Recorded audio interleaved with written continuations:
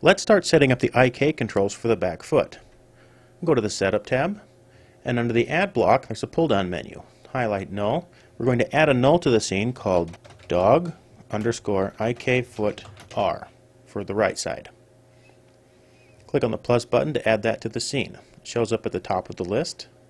Let's just drag that to the bottom of the list so that all of its children draw on top of our mesh. In the 3D view, we'll target the selection with the A key. Let's just move this over and up and basically make this null orient like the foot, which is splayed out slightly. Let's go to a front view. We'll move this over so it sits right on top. And then the top view, just rotate it out on heading a little. This will be the parent to all of the other IK controls that control this back leg.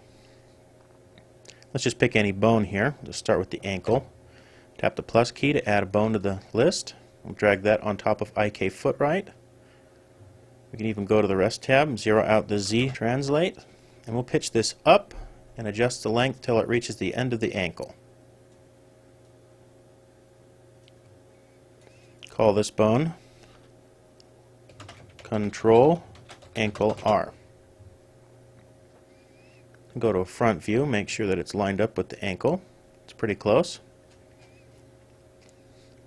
We need to go to the Bone tab and set the slip to 1 so it doesn't affect any of the mesh. Let's add another bone to that and make this one slightly smaller. We'll call this one IK Ankle R.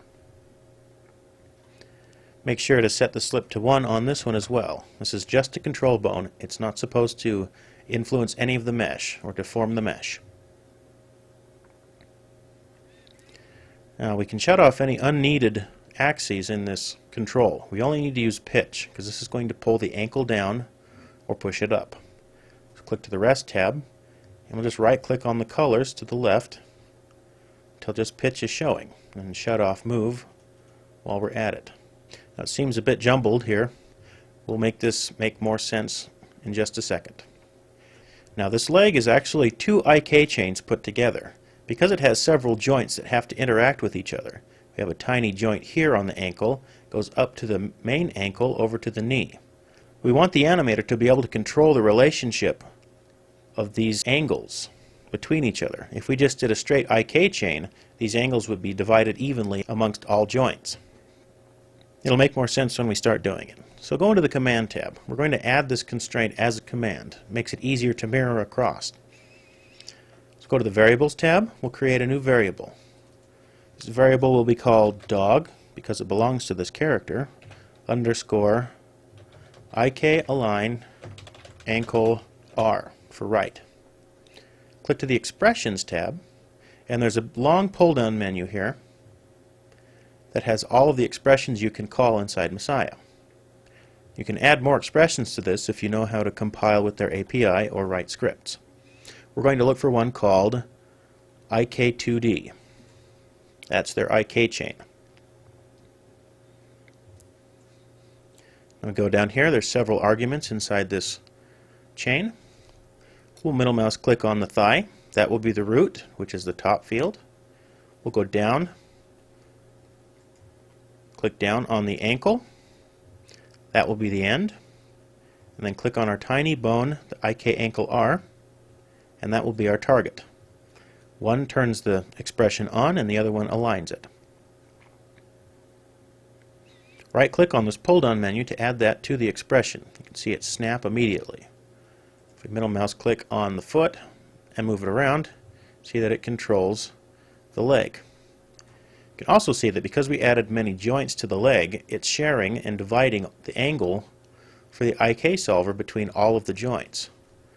Middle mouse click on some of these joints, go to the Animate tab.